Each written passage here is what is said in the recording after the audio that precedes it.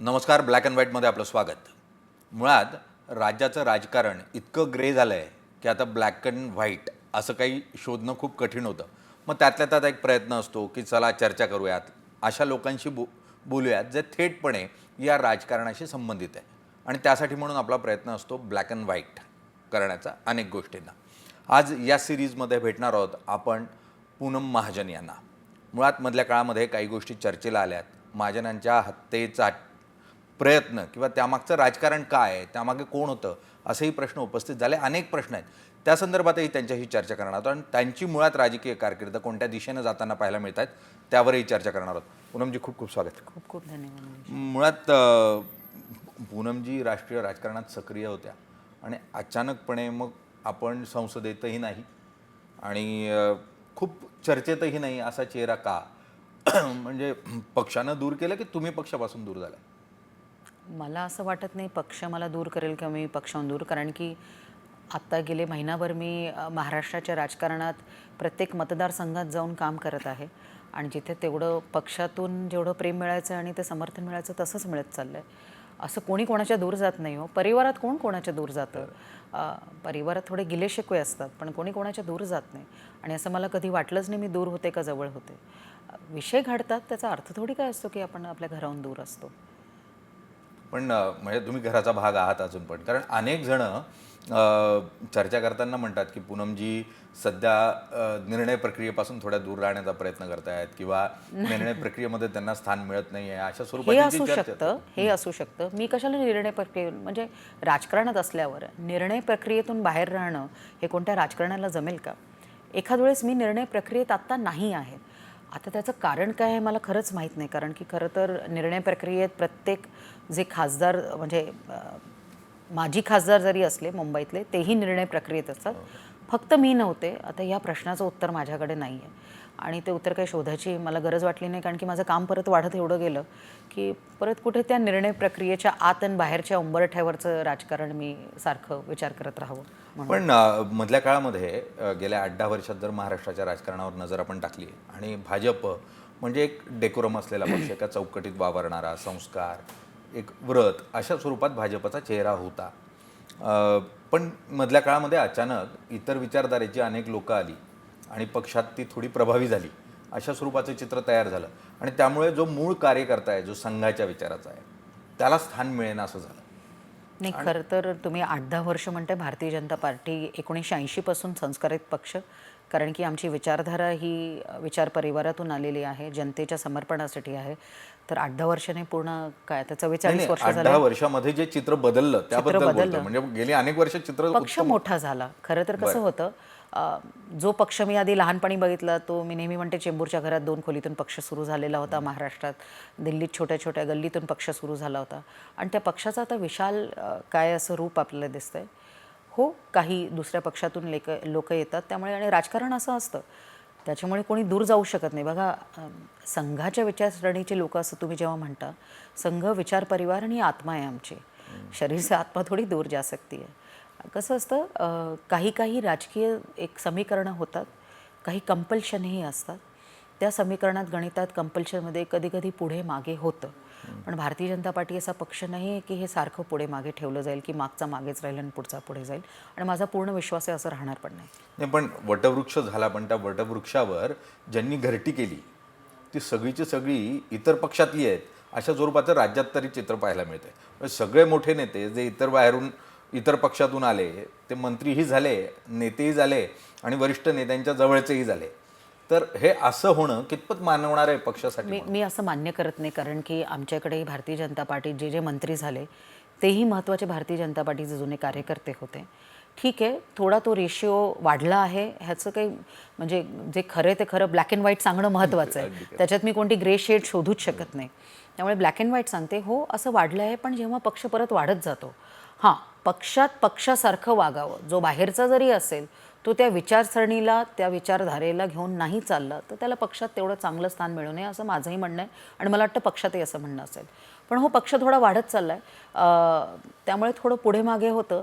आता वटवृक्षावर कोणी घरटे केले, काही नाही केले, त्या वटवृक्षाच्या पारंब्या कुठपर्यंत पोचतात, पण त्या वटवृक्षाला पाणी देणारे आणि त्या छोट्याशा वडाचं एवढं मोठं वटवृक्ष होतं.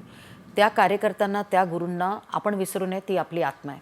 आणि मी नेहमी माझ्या तरुण कार्यकर्त्यांना हेच म्हणते, समजा आपला इतिहास आपण विसरलो तर आपलं वर्तमान तुम्हाला ठीक दिसेल थोडं, पण भविष्य तर आपण खराब करू. अगदी भविष्याचा प्रश्न आहे. थोडं आता तुम्ही वर्तमानाबद्दल इतिहासाबद्दल बोलला म्हणून थोडं इतिहासाकडे जातो. कारण आम्ही 2000च्या दशकामध्ये म्हणजे जेव्हा आम्ही पत्रकारिता मुख्यतः सुरू केली 25-26 वर्षापूर्वी, प्रमोदजी हे इतकं मोठं नाव होतं देशाच्या राजकारणातलं. आणि म्हणजे वाजपेयींचा मानसपुत्र अशा स्वरूपामध्ये त्यांच्याकडे बघितलं जात होतं आणि भावी पंतप्रधान असा चेहरा म्हणून आम्ही त्यांच्याकडे सगळे बघत होतो. आणि अचानकपणे आलेलं घरावरचं संकट, मुळात प्रमोदजींवर जे संकट आलं किंवा तुमच्यावर जे संकट आलं त्याची काय कारणं वाटतात? म्हणजे ते पंतप्रधान पदाचा चेहरा होते, खूप मोठे नेते होते, राष्ट्रीय पातळीवरचा एक मोठा बदल त्यांच्या माध्यमातून होऊ शकणार होता. काय कारणं वाटतात? मी त्याला कारणात धरत नाही. पहिल्यांदा तुम्ही जसं म्हणलं ते प्रमोदजी सगळ्यात मोठे नेते होते, नक्की. पंतप्रधान पदाचे दावेदार होते. मी मुलगी म्हणून सांगण्यापेक्षा प्रत्येक पत्रकार अजूनही म्हणतात, प्रत्येक जनतेतला माणूस अजूनही म्हणतो. आणि तिसरं त्यांचे लोकांमध्ये असलेलं प्रेम, काम. आणि एकमेव मराठवाड्यातला, महाराष्ट्रातला मराठी माणूस जो दिल्लीचं तख्तसुद्धा हलवून लावतो, ते एकमेव प्रमोदजी होते. ते कधी साहेब नव्हते, कधी त्यांच्या मागे पुढे 50 लोक बाजू हटो 6 बारे अशी काही परिस्थिती नव्हती. संघटनेवर अतोनात प्रेम, लोकांचं काम. आणि ते प्रमोदजी होते. आणि ते प्रमोदजी फक्त महाराष्ट्राच्या, मराठवाड्यातून फक्त महाराष्ट्राचं नाही, ते देशाचे कितीतरी मुख्यमंत्री बनवलेले प्रमोदजी आहेत. त्या प्रमोदजींची जेव्हा फक्त एका, खरं मी त्याला क्षुल्लक कारण समजेन, कारण की ते कारणही क्षुल्लक ह्याच्यासाठी होतं की छोट्या एवढ्या गोष्टी ज्या इतक्या वर्षापासून केलेल्या आहेत, तर एखाद वेळेस छोटी गोष्ट एवढी ट्रिगर होऊ शकत नाही की समोरच्याला एवढी अक्कल नसेल की तो फक्त एका माणसाला मारत नाही, तो एका विचाराला मारतो, एका मोठ्या माणसाला मारतो, एका. तर माझं असं मत आहे आणि हे मी खूप वेळा प्रतीत केलेलं आहे. आणि मला वाटतं माझ्या नशिबात मी जीवित असेच तर त्याचं आपल्याला उत्तरही मिळेल. कुठे ना कुठे ते त्याच्या पुढे होतं. आता ते काय होतं, काय नाही होतं, राजकीय होतं, अराजकीय होतं, हे आता मी सांगू शकत नाही. अजूनही ते थोडं माझ्यासाठी ग्रे एरियामध्येच आहे. आणि सत्य हे पांढरं असतं, त्यामुळे तिथे जाईस्तोवर मला तो प्रवास थोडा लांब वाटतोय. पण तुम्ही जे म्हणताय क्षुल्लक कारण होतं, मुळात काय क्षुल्लक कारण होतं? जे कोर्टात सांगितलं गेलं आहे, पैशाचं कारण होतं. आणि घरात पैशावर एवढी लांब भांडणं होत नाहीत. की मी हे एकदा बोललेले आहे की बंदूकही माझ्या वडिलांची होती, गोळी माझ्या वडिलांची होती, आणि माणसाचं आयुष्य जे प्रेमाने दिलेलं होतं तेही माझ्या वडिलांचं घरचं म्हणून समजलं असेल. तर फक्त ट्रिगर पॉईंट पैसा असू शकतो, पण त्याच्या पुढे असलेलं एवढं मोठं कांड करणं, कारण की माणूस तिथल्या तिथे नाही झाले ना, विचार करून आलेला आहे. त्याच्या मागचा विचार मोठा असू शकतो. मुळात अनेक जणांची एक थेअरी होती की प्रमोद वॉज हिप्नोटाईज किंवा अशा स्वरूपामध्ये त्यांची विचार जे आहेत ते प्रॉपरली तसं तयार केले गेले, त्यामागे एक मोठं वातावरण निर्मिती केली गेली आणि त्यातून ते घडवलं गेलं. प्रमोदजी नाही, प्रवीणजी बेसिकली. तर अशा स्वरूपात काही कारणं होती की प्रवीणजी, नाही मला हे सगळं काही माहित नाही. की अशा स्वरूपात किंवा त्यामागे षडयंत्र जो तुम्ही म्हणताय, मी म्हणते षडयंत्र म्हणजे कोण? मला वाटतं त्याच्या मागे ना, जसं काय झालं, जे हे मी बोलले होते 2-3 वर्षापूर्वी पहिल्यांदा, कारण की मला डिवचलं होतं एका गोष्टीवर. एका राष्ट्रीय प्रदेशाच्या एका नेत्याने, मी फक्त एक राजकीय टिप्पणी केली होती त्यांच्या नेत्यावर, आणि फार व्यवस्थित टिप्पणी केली होती. त्यांनी सांगितलं तुझ्या बापाचा कातील कोण आहे मला माहिती नाही. जे घाणघाण टिप्पण्या करून मोठे मोठे पोस्टर माझ्या घराबाहेर लावले होते, ऑफिस बाहेर लावले होते.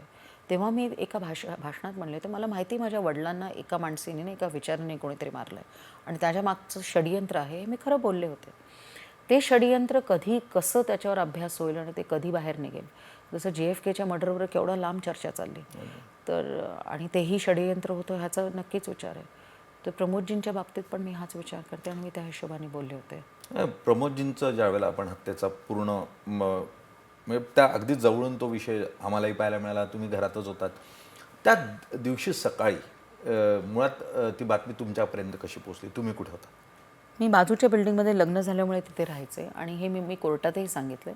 बाबांचा फोन आला होता, मी म्हटलं होतं थोड्यानंतर या, कारण की आम्ही एकत्र ते मुंबईत असल्यावर एक्सरसाइज करायचो, गप्पा मारायचो, आणि मुलीचं लग्न झालं तर बापाला मुलीची जास्त वेळ घालवायची इच्छा असते. त्यामुळे बाबा, आणि माझा मुलगा तेव्हा लहान होता, त्यामुळे आद्यबरोबर राहणं जेवढं त्यांना जमेल. आणि ते मला वाटतं सुरक्षा यात्रा करून आले होते नागपूरहून, आणि ते आदल्या दिवशीच आजीलाही भेटले होते, आजीबरोबर गप्पा मारल्या होत्या. सांगत होते स्वप्नात बाबा येतात. म्हणजे बाबा म्हणजे ते काका म्हणायचे आपल्या वडिलांना, कारण की सगळी मोठ्या मुलंसुद्धा काका म्हणल्यामुळे तेही काका. त्यामुळे काका म्हणजे स्वप्नात येतात आणि काही सांगतात.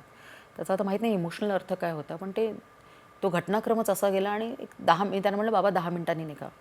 10 मिनिटांनी निघा असं म्हटल्यावर 10 मिनिटांनी मला फोन आला की बाबा को गोली लग गई.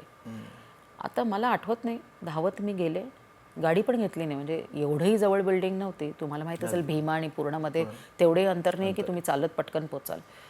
कशी होते मी, काय होते, माझ्या मुलाला कुठे टाकलं, कशी धावत गेले काही माहीत नाही. तिकडून हिंदुजाचे 12 दिवस, 12 दिवसात लोकांचं असलेलं प्रेम, समर्थन आणि बाबांचा असलेला प्रयत्न. म्हणजे ही वॉज अ फायटर. पण ते नियतीला मान्य नव्हतं. नाहीतर माझी तर अपेक्षा होती की ज्या पद्धतीने त्यांनी 12 दिवस काढले ते कुठून तरी ठीक होऊन आले असते. आणि ते फक्त घरासाठी नाही, मुलगी म्हणून माझी इच्छा होती, पण मला वाटतं या देशाला आणि संघटनेला प्रमोदजींची खूप गरज होती. अगदी. तर ते झालं, वाईट झालं. आणि त्या दिवशी ते नॉर्थ ईस्टला जाणार अशा स्वरूपाचं काही मीटिंग्स निश्चित दुसऱ्या दिवशी मला वाटतं जाणार होते, मला आता आठवत नाही आहे. कारण की आसामची जबाबदारी त्यांच्यावर होती आणि त्यांना आसामचा मुख्यमंत्री बनवायचा होता. आणि बघा ते स्वप्नही पूर्ण झालं मागच्याच वेळेस, जेव्हा आसाममध्ये आपण निवडून आलो. पण तेव्हा आसामकडे त्यांचं लक्ष होतं आणि नेहमी कॉर्डिनेशन आसाम. कारण की काय झालं, नॉर्थ ईस्टचे सगळे म्हणजे पूर्वोत्तर राज्य आहेत, त्याच्यात भारतीय जनता पार्टी कशी एंटर करेल. म्हणजे त्यांनी डॉनियर मिनिस्ट्रीहून पंतप्रधानांच्या थ्रू तो प्रयत्न केला होता की डिपार्टमेंट ऑफ ईस्टर्न रिजन त्याच्यावर नॉर्थ ईस्ट रिजनवर कसं काम करावं. आणि ते अटलजींकडून सुरुवात झाली होती. पण त्यानंतर प्रत्येक राज्यात आपली विचारधारा, आपली लोकं, आपले भारतीय लोकांना त्यानुसार कसं काम करावं. त्यामुळे आसामचं त्यांचं चालू अगदी. होतं. हा किस्सा निघाला म्हणून मुळात ते नॉर्थ ईस्टला जाणार अशा स्वरूपाची पत्रकारांकडे माहिती होती दिल्लीतनं. आणि आमचे एक सहकारी होते राहुल महाजन नावाचे, त्यावेळेचे पत्रकार. स्टारमध्ये. आणि त्यांनी सकाळी फोन केला प्रमोदजींना म्हणून लँडलाईनवर. आणि तुमच्याकडे काम करणाऱ्या व्यक्तीने फोन उचलला आणि त्यांना राहुल महाजन वाटल्यामुळे त्यांना सांगितले की बाबा को गोली लगी है. आणि तिथून बातमी पहिल्यांदा समोर आली की गोळी लागली. माझ्या लक्षात नसेल हे. तर मग बरं, त्यानंतर वरळी पोलीस स्टेशनला जोपर्यंत ते रजिस्टर झालं नाही तोपर्यंत बातमी समोर आली नाही, त्यामुळे साहजिक आहे. आणि मग प्रवीणजी तिथे पोहोचले, त्यानंतर तो विषय समोर आला. पण या पूर्ण प्रवासामध्ये, कारण प्रमोदजींचे ते 12 दिवस आम्ही हिंदुजाच्या बाहेर होतो सगळेचे सगळे, त्यानंतर मोत्र्यांची हत्या, ती हत्याच म्हणावी लागेल ज्या स्वरूपात ते झालं. नाही मी आणि म्हणून बघत म्हणजे ओव्हर डोस ज्या स्वरूपात झाला. मग बरं, त्याचबरोबर घरातल्या एखाद्या व्यक्तीला ओव्हरडोस झाला की केला गेला, अशा स्वरूपाचं जे चित्र तयार झालं, तर तुम्हाला असं वाटतं की तोही त्याचाच एक भाग होता किंवा नव्हता? नाही, मी त्या दोन भागाला एकत्र जोडत नाही. कारण की त्या दोन्ही केस मी लढलेल्या आहे आणि मीच एकटी होते तेव्हा, कोणी सोबत नसायचं. आणि तेव्हा मला वाटतं मी वकिली सुरू करायला हवी एवढा अभ्यास केला होता तेव्हा. कारण की अशा काळात तुम्हाला कळतं ना कोण तुमच्यावर असतं आणि कोण नसतं. आणि त्या खडतर काळात भरपूर काही शिकणं झालं. आत्ताही शिकतो, पण तेव्हा फारच लहान होतो आणि काही कळायचं नाही. तर खूप शिकलो. पण खरं तर त्याच्याशी काही संबंध नाही आहे. तो संबंध वेगळा असेल, तो विचार वेगळा असेल. आणि ती केस पण एक गोष्ट होती, ती केस मुद्दाम फार अवघड बनवली गेली. आणि ती केस एवढी अवघड बनवायची गरज नव्हती. आणि त्याचा अजूनही आम्ही म्हणजे खामियाजा भरत राहते असं म्हणतात ना, उगीच त्याचा त्रास अजूनही आम्ही सहन करतोय.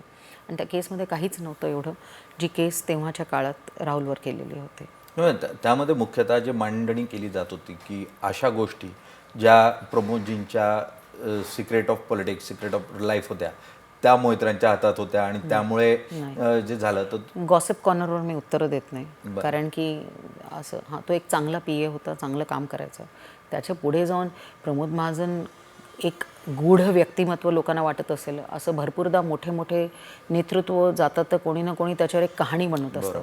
आता त्या कहाण्यांवर मी उत्तर देत नाही. मी ब्लॅक अँड व्हाईट उत्तरं देते. मी कोणत्या ग्रे एरियामध्ये, जर्नलिझमच्या पण ग्रे एरियामध्ये मला दुःख होतं अशा फालतू म्हणजे अक्षरशः बोगस कहाण्या खूप चर्चा त्या काळामध्ये झाल्या. ते ठीक आहे, पण खऱ्या चर्चा केल्याच नाही कोणी. आणि हे असलेच बोगस चर्चा करत राहिले, ह्याचंही दुःख आहे मला. पण त्यानंतरच्या टप्प्यामध्ये 2014ला ज्यावेळेला सत्ता आली भाजपची पुन्हा एकदा, आणि गोपीनाथ मुंडेंचं जाणं, आणि गोपीनाथ मुंडेंच्या जाण्यावरही मग अनेक प्रश्नचिन्ह उपस्थित झाले की तो ॲक्सिडेंट होता की तेही षडयंत्र होतं.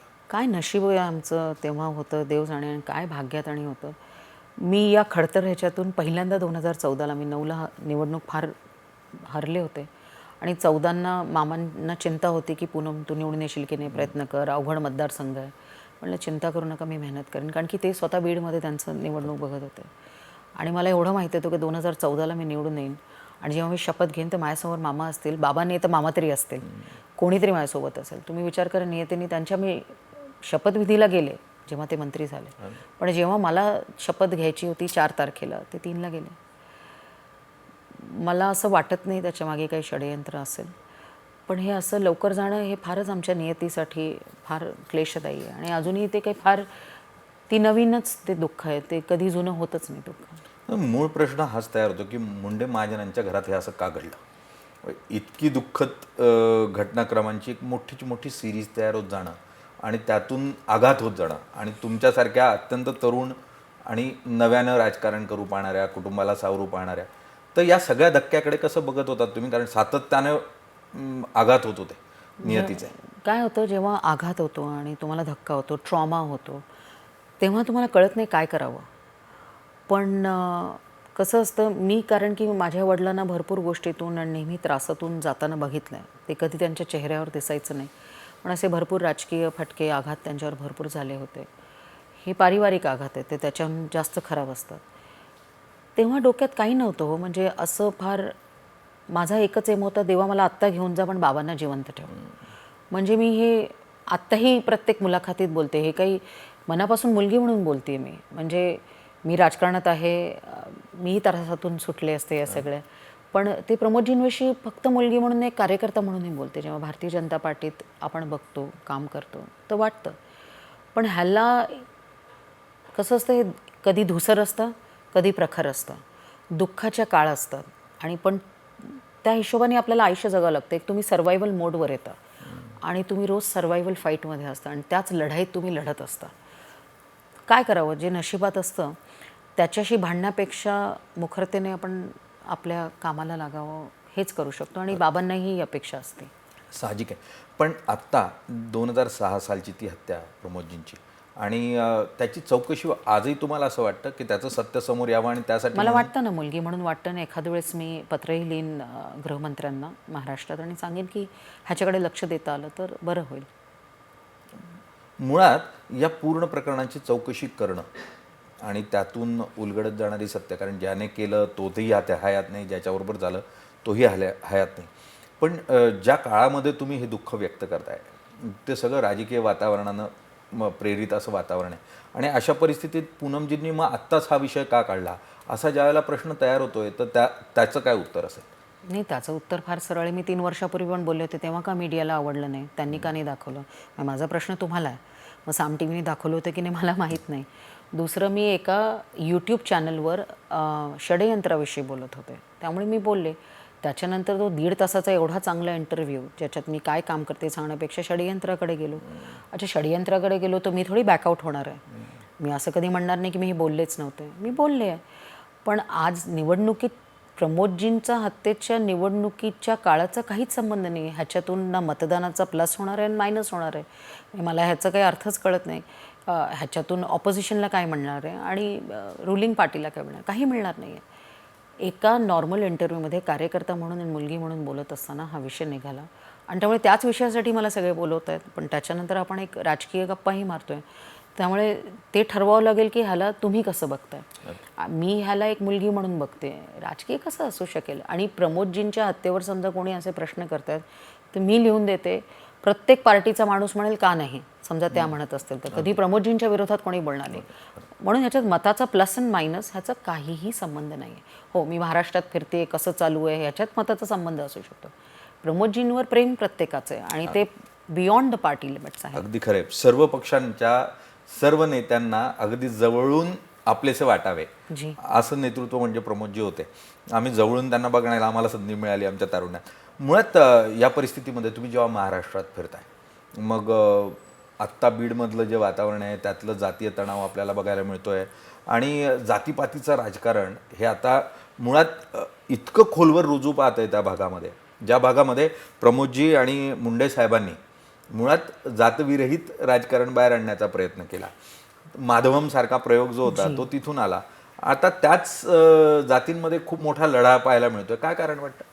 मला अजूनही लक्षात आहे आणि ह्याच्यावर नेहमी रामदास आठवलेजींबरोबर गप्पा मारत असताना ते प्रमोदजींची नेहमी आठवण करायचे. डॉक्टर बाबासाहेब आंबेडकरांचं नाव मराठवाडा विद्यापीठासाठी देण्यासाठी कोण पहिल्यांदा जेलमध्ये गेलं तर प्रमोद महाजन गेले. तो मराठवाड्याचा असलेला मराठी माणूस, देशात सगळं गाजवणारा, आणि कधी त्याला जातीच्या ह्याच्यातून बघत नाही. बघा, जात हा विषय हा ट्रिकी विषय आहे. प्रत्येक आपल्या जातीबरोबर असतो, त्या पगड्यावर असतो, त्याच्यात काही चुकीचं नसतं आणि मी ते कधी चुकीचं मानणारही नाही. पण तो जेव्हा त्याच्या सर्वायवलच्या पुढे जाऊन राजकारणात राजकीय बनतो, तो थोडा अवघड बनतो, तोही ट्रिकी बनतो. बीडमध्ये जे झालं ते व्हायला नाही हवं होतं. आणि माझं असं मत आहे की जे आधी 6 महिन्यापूर्वीचं जे चित्र आहे ते कमी होत चालले. कारण की जनता, लक्षात ठेवा, जातीपातीच्या वर सुद्धा जनतेला अक्कल असते. जनतेला तुम्ही पूर्ण वेळ पट्टी घालू झापडं नाही शकत बांधू नाही. शकत. हां. आणि माझं मत आहे, प्रत्येक जातीय जे नेते आहेत त्यांचाही मी सन्मान करते. काही ते चुकीचं बोलतात, नाही बोलतात, ह्याच्यावर मी बोलणारी कोण आहे? पण माझी इच्छा आहे की येणाऱ्या काळात हा जो संतांचा महाराष्ट्र आहे, संघटनेचा महाराष्ट्र आहे, छत्रपती शिवाजी महाराजांचा महाराष्ट्र आहे, जो प्रगल्भतेचा महाराष्ट्र आहे, जो सह्याद्रीला हिमालयाला मदत करणारा महाराष्ट्र आहे, त्या महाराष्ट्राने छत्रपती शिवाजी महाराजांचं मन ओळखून घ्यावं आणि त्या महाराष्ट्राने हा विचार करावा की येणारा पुरोगामी महाराष्ट्र कसा दिसावा. तो प्रत्येक तरुण महाराष्ट्रातला, तो मराठवाड्यातला असेल, तो ऐरणी बोलणारा आपला उत्तर महाराष्ट्राचा असेल, कोकण, पश्चिम महाराष्ट्र, मुंबई शहर असेल कुठले, किंवा विदर्भाचा असेल, तो सगळा जो तरुण आहे ना, तो एकच विचार करतो. माझं स्वप्न, त्या तरुणाचं स्वप्न म्हणजे माझं स्वप्न महाराष्ट्राच्या आणि देशाच्या स्वप्नावर बांधलं गेलं पाहिजे. आणि मला वाटतं तीच एक खरी ब्रीदवाक्यानुसार, जसं 2014मध्ये आम्ही काय घेऊन लढलो होतो, आणि मला वाटतं 24मध्ये पण असंच लढायला हवं की शिवछत्रपती का आशीर्वाद, चलो चले देते हैं मोदीजी को साथ. तर मोदीजींना ती साथ ह्याच्यासाठी द्यायची आहे की ह्याच्या पुढे जाऊन महाराष्ट्राच्या प्रत्येक तरुणाच्या प्रगल्भतेला, त्याच्या कौशल्याला ताकद द्यावी. अगदी खरं आहे. मुळात महाराष्ट्र जो छत्रपतींच्या विचारांचा आहे, जो संतांच्या विचारांना प्रेरित झालेला आहे, जो पुरोगामी आहे. मुळात पुरोगामी या शब्दाचाही अर्थ आता खूप चुकीच्या पद्धतीनं महाराष्ट्रामध्ये लावला जातो. पण निश्चितपणे महाराष्ट्र हा पुरोगामी आहे आणि याच पुरोगामी विचाराला पुढे घेऊन जायचं असेल तर 18 पगड जातींना बरोबर घेऊन जे स्वराज्य उभं राहिलं त्याच विचारानं प्रेरित व्हावं लागेल. आणि आपण सर्वच त्या विचारानं सातत्यानं प्रेरित होत असतो. शिवरायांचं नाव घेतलं की एक उत्स्फूर्त असा प्रतिसाद जो येतो मराठी मनातून येत असतो. कारण की मी छत्रपती शिवाजी महाराजांचं पहिलं मंदिर बांधलं. बरं. महाराष्ट्रात आता ही सगळी छत्रपती शिवाजी महाराजांची राजकीय खेळी चालू आहे की मंदिर कोण बांधणार, काय करणार. माझं भाग्य होतं आणि सौभाग्य, जेव्हा मी खासदार होते काही महिन्यांपूर्वीच एक फार सुंदर छत्रपती शिवाजी महाराजांचं मंदिर कुर्ल्यात बांधले, म्हणजे तुमच्या ऑफिसहून 5 मिनिटावर. आणि नक्की जा तुम्ही तिकडे. सावरकरांनी लिहिलेली छत्रपती शिवाजी महाराजांवर जी आरती आहे त्याचं पठण होतं. आणि मला वाटतं मुंबईत ते पहिलं असेल आणि महाराष्ट्रात दुसरं असेल. तर छत्रपती शिवाजी महाराजांचे विचारसुद्धा, त्यांचं मंदिरसुद्धा जेव्हा तुम्ही हे अनुकरण करत राहाल तर मला वाटतं, समजा नेता हे अनुकरण करेल तर लोकसुद्धा त्यावर विश्वास ठेवतील. त्यामुळे ती प्रगल्भता आपल्या सगळ्यात यावी. अगदी खरं आहे. म्हणून तुमचा नेता निवडताना प्रगल्भ असेल याचा विचार करा. 20 तारखेला मतदान करताना नोट देतो म्हणून कुणाला मत देऊ नका. मुळात प्रगल्भता तपासून घ्या तुमच्या नेत्याची, अन्यथा पुढची पिढी जी आहे ती अडचणीत येईल. एक युवा नेत्याचा सल्ला. खूप खूप धन्यवाद ताई, तुम्ही आलात आणि चर्चा केली.